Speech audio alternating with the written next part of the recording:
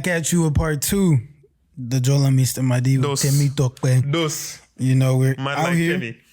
And we need to dissect a few things. A lot of things. Man like Timmy. Very unpopular and Man. unfriendly. There are a lot of us African guys, it's been getting out of proportion. Our stereotypes and stigmas that we face. We just decided this is it. We have chairman here. Enough is enough. Enough is enough. We will just, we need to put these to game, bed. set, match right here. Yeah. Number 1. What's the first one?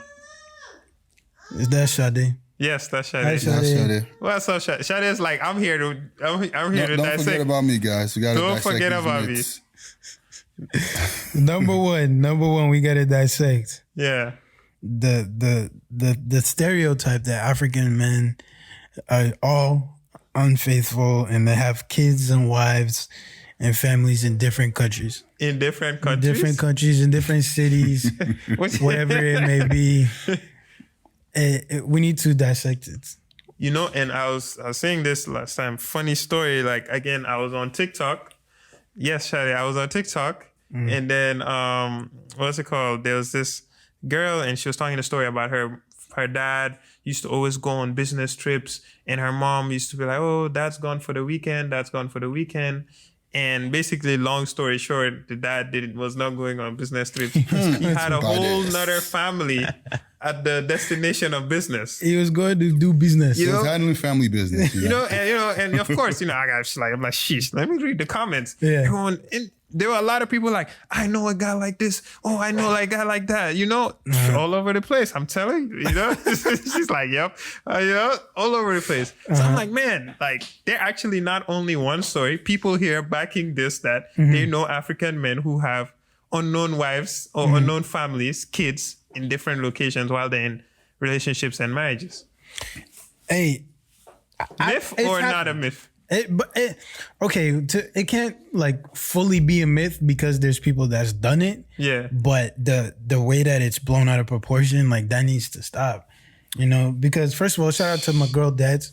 Yes, shout out to all the girl dads right here. Girl dads in the house. Come on. But that needs to stop. It needs to stop. It's you never hear anything good about. I swear, like if a black man does something bad.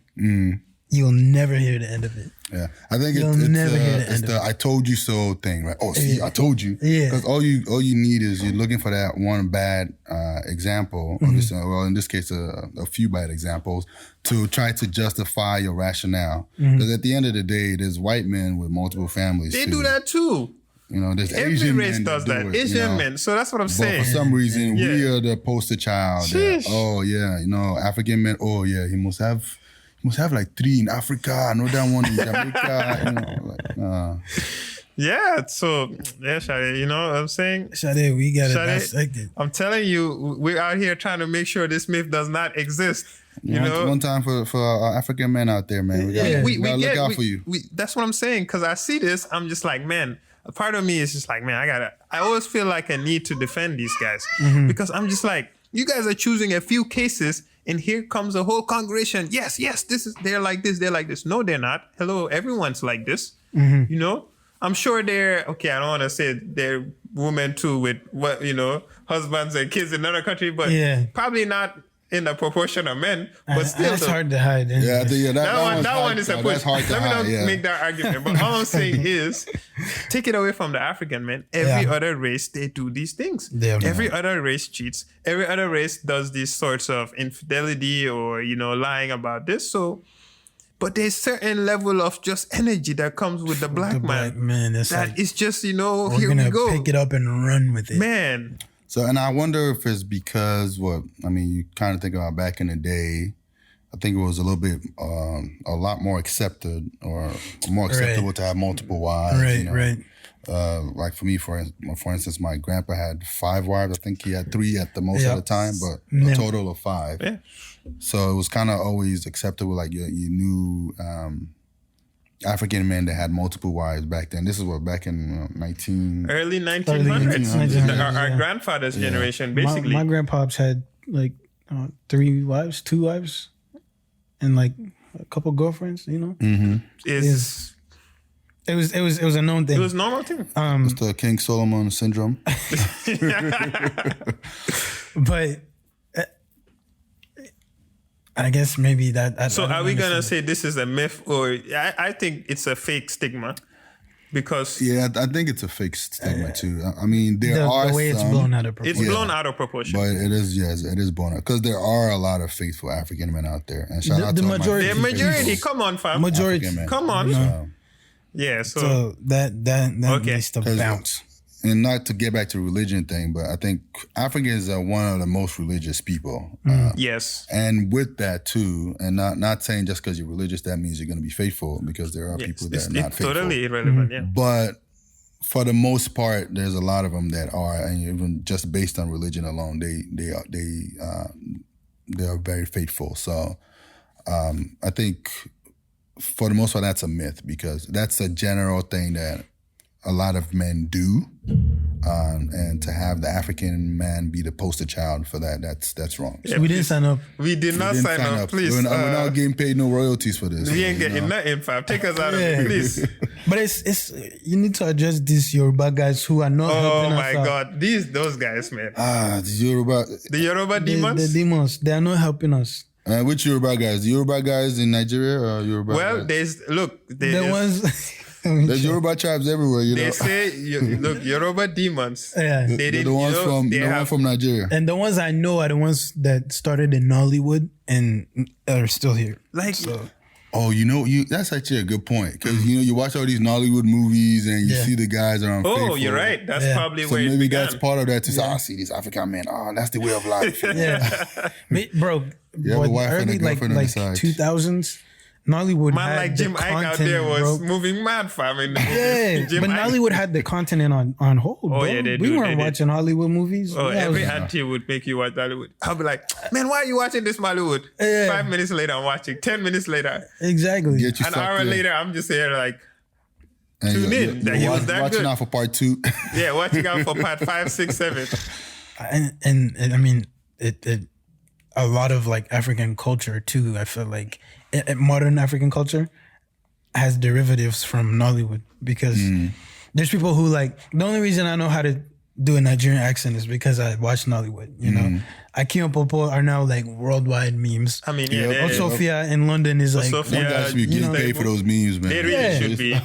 They really should be. Come so on. it's like, are Yoruba men really getting a fair rap? Well- Or So I'll say the Nollywood part, that probably helped promote the stigma that African men cheat, and because a lot of our movies are always about marriage and love and stuff like that, and more than half of them are always about the guy always looking for another woman, and so I'll say that promotes the stigma that African men cheat, and I see that's African men for you.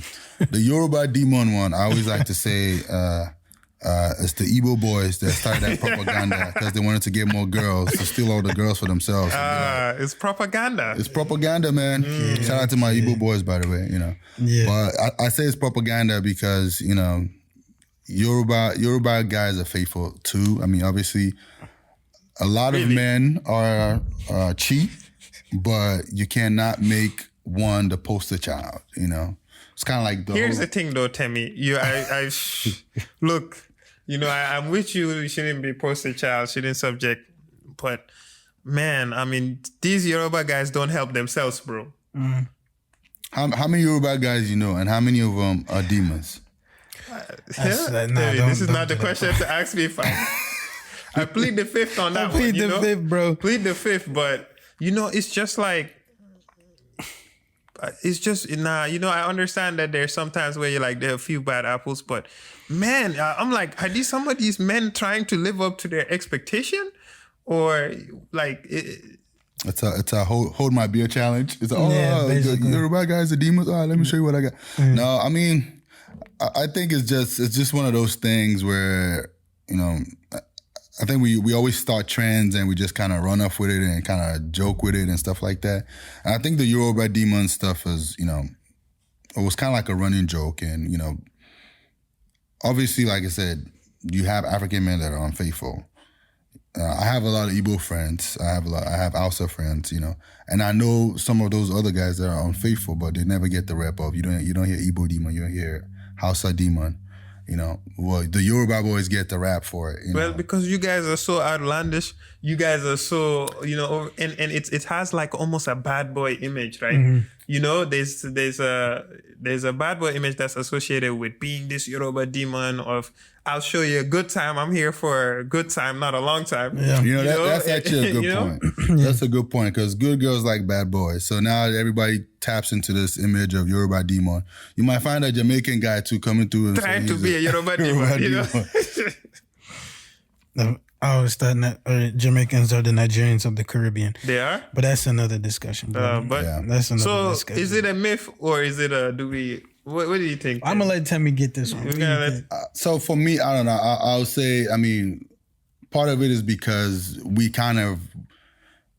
accept it and joke about, Yoruba demons, they're here to, mess with you, to do this, do that. But I think on the surface, really, there are actually a lot of Yoruba angels. Oh, wow. They are? You heard it here first. They are, yeah. But, obviously, like I said, everybody's got demons. Everybody's got but half the time, too, it's the girls they be looking for the demons. That's and, look. You like the flashiness. You like, you want the bad boy lifestyle. You want the lifestyle. You want to ride in BMW. Yeah. It's not something that's exclusive to Yoruba guys. It's guys all around the world. I also think that if you're given the opportunity to be the bad boy, like a lot of guys are gonna take it, because it's like it's just words at the end of the day. So it's like has it ever properly affected you, like somebody that Yoruba demon thing, like? Has that actually affected you in real life before? So personally, it hasn't affected. So people say that when we just joke and laugh, you're a bad demon. Yeah. So our stories have gotten here too. Oh man, we're worldwide. We're famous. We're global. But it's just you're just joking. But I think at some point we have to start really saying, hey, guys, okay, let's take a step back now, guys. Yeah. Enough with this. You guys are really putting. I agree. I think I like it at a joke level. Like our Yoruba friends. I always call their asses demons. This. But, ultimately, it's a joke level. I don't actually expect them to behave like this. Yeah. I take it as a joke level, but now I'm just like, I don't know. I feel like some of these people and, now with the social media thing and this rep and this image of, they'll show you a great time, but then they'll break your heart. It's on both sides, on both men and some women. I feel like I can't speak for women, but who knows? Maybe they want to experience that. Yeah. Other men, other guys, even if you're Yoruba, not feeling like, maybe I should pick up this image. And I think that's what you said earlier, right? It's the the flashiness. Yeah. When you see you come through with the flash and the charisma, it's a thrill. And then you see that it's actually getting girls, then people start to actually ride the train. Exactly. Especially at a prime dating age, Yeah. Because you don't hear a 55-year-old dude say, I'm a bad demon. It's the young guys that are still trying to sow their royal oats or whatever. Not saying that's whatever an excuse, that means. But, well, I know what that means. But anyways, look, tell me, y'all gotta do somebody, because thank God there's no Gambian demon. I know there's no Ugandan demon. There's no Jola demon, no Madi demon. Nah. So. If my tribe was called a demon, look, I would be taking the whole campaign to eradicate and eliminate. That's the thing.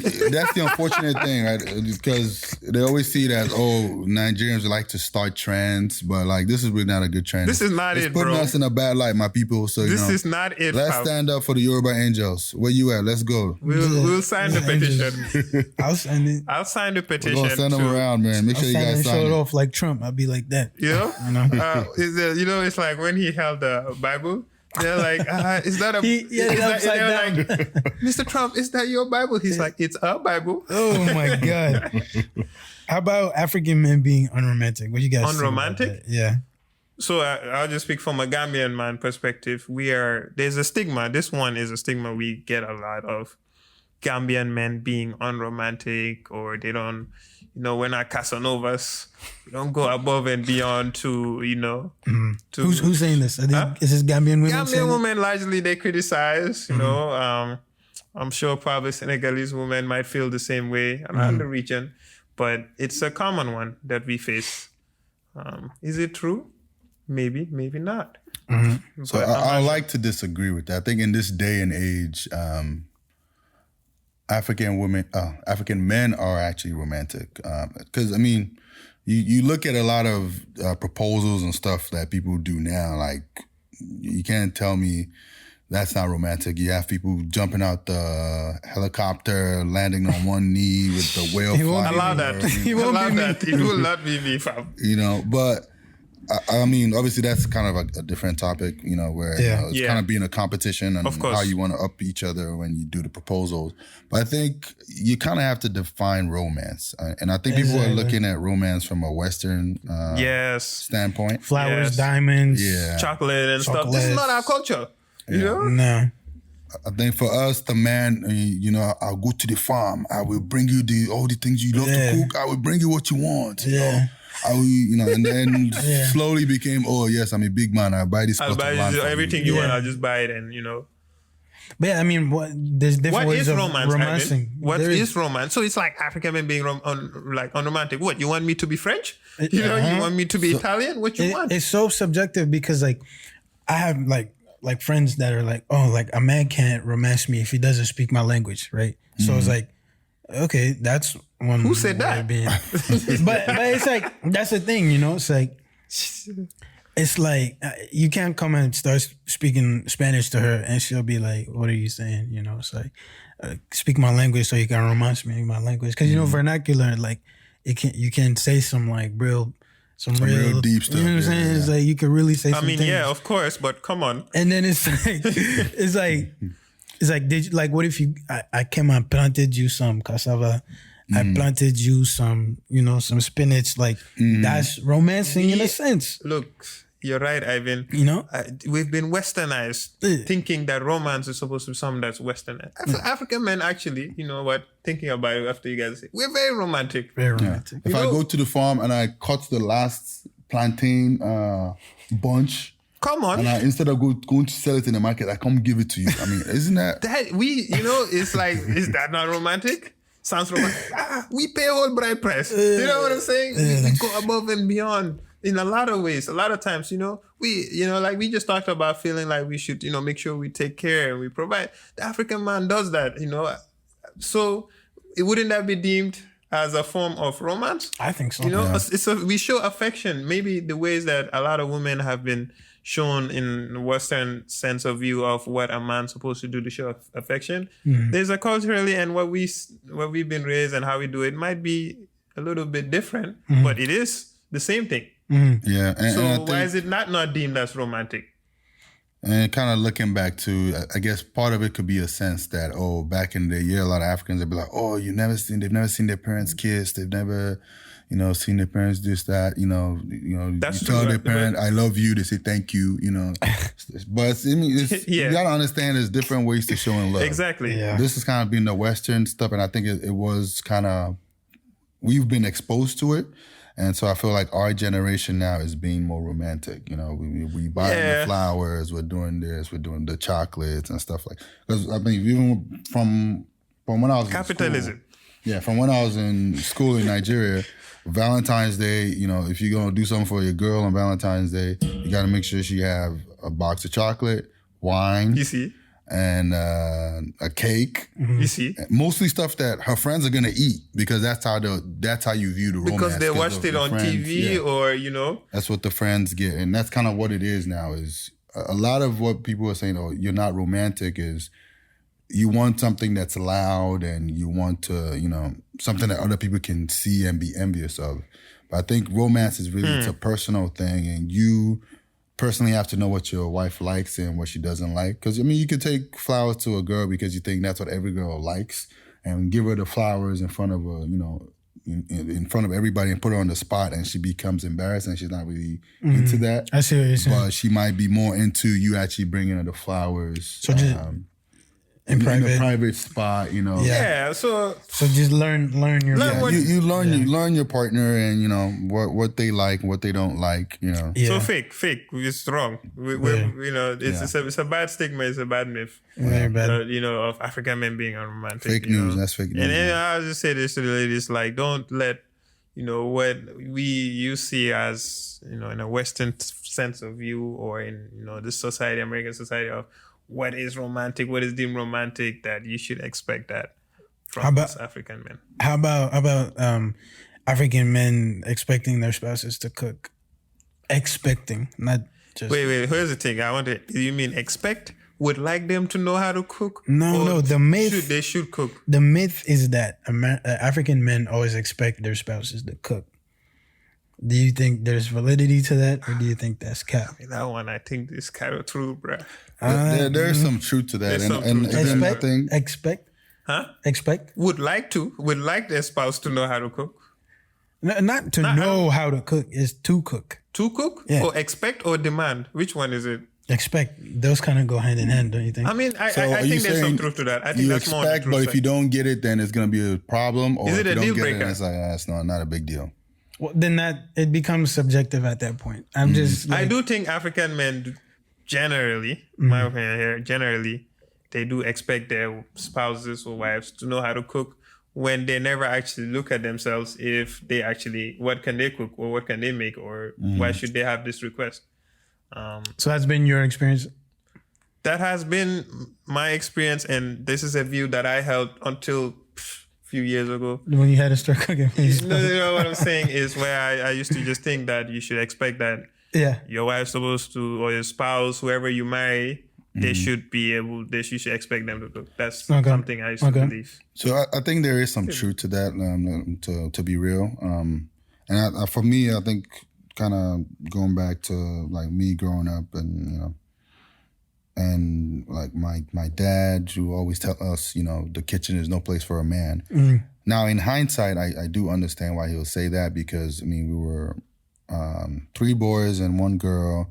And then you also have my mom in there that's cooking with the maid as well. So you have everybody in the kitchen. Most times we're going to be up to no good anyway. So I do understand that now. But, it's easy based on something like that to feel like, oh, well, as a man, I don't need to cook. The woman does the cooking, So when you marry, you be like, oh, my wife must know how to cook. Yeah. But I think coming to America really kind of opens a lot of people's eyes. And you start to realize that that's not a fair expectation, because especially if both of you guys are working, you start to realize that, you guys kind of have to share this load evenly. And if not, you're going to burn your wife out. You don't want to do that. That's just, your wife's not going to be happy. You're not going to be happy, So, but for me personally, I've learned... I think there is some truth to it. Okay. And I think my relationship, I think it's evolved over the years. I think I started out expecting it, but as time went on, I started to realize, okay, you know what, I got to go in the kitchen, help out every now and then too. Help with the dishes. Because like I said, you got to look at it from a team standpoint, Play your part. Yeah, you play your part. At the end of the day, it don't matter who's scoring the goals. As long as you're scoring goals to, Gotta lay some assists too. Yeah, you get some assists. This guy's moving like Bruno. I hear that. You didn't get... It hasn't been my experience because... So in Africa, we had house help. So they would do the cooking while moms and pops are at work. And then when we moved here, moms and pops both at work, but my dad was the better chef. So my dad actually cooked like when I was growing up. And it wasn't until I got to college when I started hanging out with because now like African girls are on their own, in the dorms and apartments. So like when I'm coming to their house, they're like, oh, like I don't have food, let me cook something for you, stuff like that. And I was like, you used to find that weird? It was different. It was different. Of course, being an opportunist, I was like, I got lunch today. You don't have to, but you can sit down. But it honestly, it was something new that I hadn't experienced. Because that wasn't my experience. And of course, when you go to like family gatherings and stuff, you got the aunties cooking and stuff. But to me, that was just more so like it just happened. It wasn't like an expectation, because like there were some times where the women would be like, nah, the men have to cook this time, So that wasn't my experience, but like I hear the perspective on which you're coming from now. Yeah, and I think it's dope. Like, you think what is dope? If whoever wants to cook, like just cook. And in some sense, like you said, right, sometimes the guy could be the better cook. Yeah. You know? Yeah. If the guy's a better cook, especially, throw go it for down. it. You know, if I'm a better cook than my future spouse, you know, I'll take over. I don't know about them. I'll try to take over. You know, what else can you do? You don't have a choice. But we do guys shout out Uncle E's baking because come on, you know fam. what I'm saying that Master baker out here, tell me. he's I've been hearing rumblings, bro. Cake boss. Some banana bread Cake boss. Come on, fam. and banana bread, the chocolate chip muffins. Come on, fam. Talent, bro. I'll get hungry, let me stop. Come on, fam. Hidden talents over here, man. Yeah, for sure. See, we're breaking the stigmas. You know, this is from a guy I was telling. I mean, I probably didn't know how to maybe cook anything till I was probably like 22. Yeah. Wow. Like I grew up probably until my late teens, never made food for myself. It's just, and you grow up and it's like a cultural stigma. Well, not cultural, but what I just experienced is always like women who cook. Yeah. And as a guy, that was, you know, kitchen was not my place. Maybe besides just put the dishes and go, you know, stuff like that. So largely, I believe that cooking is not for me. You know, if I buy the food or I expect women to make it. Yeah. I don't. Yeah. But now it's It's very therapeutic, like cooking. Like you know, like the baking and stuff, or finding recipes. You know, I'm like, man, this is great. And nowadays, too, it's pretty straightforward because YouTube has been a blessing. You find man, everything. You know? Even TikTok will give you recipes. fam. Exactly. I know, right? IG, TikTok, Come on. everybody's got recipes It's on there, you know. everywhere. It's and everywhere. they're so quick too. It's like, oh, okay, that's all I got to do. Oh man. Yeah. But shout out when I was at Wazoo before IG and all that. Shout out to my homegirl. I used to call her, you know, to get the directions and stuff like that. She should be helping you out. Yeah, she'd be helping That's- out. Nice. on the phone. Just look, the African That's women, how those it- still the way they throw it down, bro. Yeah. I mean, come on, elite, top tier. Oh, So you know, unmatched. power to them. But tell me, we like to close usually by highlighting a pioneer, some sort of African pioneer, Black pioneer, Nigerian if you want to, or a Black business that we are looking to shout out and support. So, you know, who do you want to feature? All right. So I'll shout out Joe Clothing. That's my baby's business, my wife's business. So she's always part of the fashion show. You know, she got the hookup for your custom made clothes, you know, alljoeclothing.com. How you spell it? ODDJO. We'll send the link. We'll make sure we have the links there. Got it? .com. So, but shout out to my guy Emmanuel as well, Royal Trads. He's got all your ready to wear African clothes, you know, formal clothes too, you know. He's got the hookup, all the Wakanda Forever gear, you know. Come on. He's got that, you know. So shout out to Royal Trads. I think it's royaltrads.com. And Royal Trads on IG and Arjo Clothing on IG as well. Cool. Perfect. And then also shout out, y'all be on the lookout for Mama Sweet Box. It's gonna be vegan catering, so get your vegan fix. I know COVID done hit. COVID done hit, you know, all the 20 pounds from COVID. Yeah. We're gonna bring you to the vegan side. You know, that's kind of what's been helping me, you know, not get too blown out of proportion. You know, new season's coming up. Summer season's coming up. FC Wakanda. So y'all gotta get the food right, get the body right, get the mind right. So we're gonna be doing some vegan catering. You know, you get your fix of, you know, vegan African food, vegan soul food. Oh, wonderful. All that stuff. So I'll be on the lookout for that. But you heard it here first. Shout out, support Black business. Support, you know. You know, I've actually been looking for a tailor because buying those craft village like fits, you outgrow it, not in the closet, but you can't give it to Goodwill because they won't understand and appreciate the culture. So what do you mean? Let them wait, please. I beg. When can Goodwill? I dropped some stuff. I'll drop like African clothes there. Yeah. You know, back in the day, we used to wear like the baggy stuff, and now that's kind of out of style. Now it's more fit, I had you know, a bunch more of slim them. fit. Yeah, it's all slim fit, so I just dumped them off at Goodwill. Come on. White people gonna be like, oh my gosh, it's the Give them African stuff. some cultural cleansing. And that, Yeah. I don't know, man. Use that to get your jungle fever, man. Come on. Yeah, you know, shit. Why not? But Temi, thank you for Thank joining. you, man. Dropped a lot of gems. Come on. We busted some myths, and you know, I'm just grateful that you were able to. We had another special guest come out, and to you make know, the trek, and you know. Shout out to Sade. That's what I was shout out saying. to That's the Sade for coming special guest. earlier. We got 2 special You guests know, this episode. She made her presence Came in and known, blessed you know. us real quick, you know. Yeah, no Checked doubt. out little Pierre over here. Be like, all right, you know. yeah. But thank you, Timmy.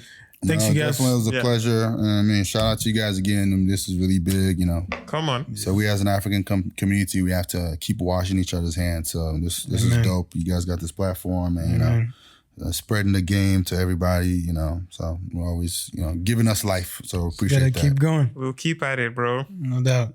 Yeah. Mr. Madi. Thanks, you guys, for joining. Please don't forget to comment, like, subscribe, and yeah, peace, love, and blessings.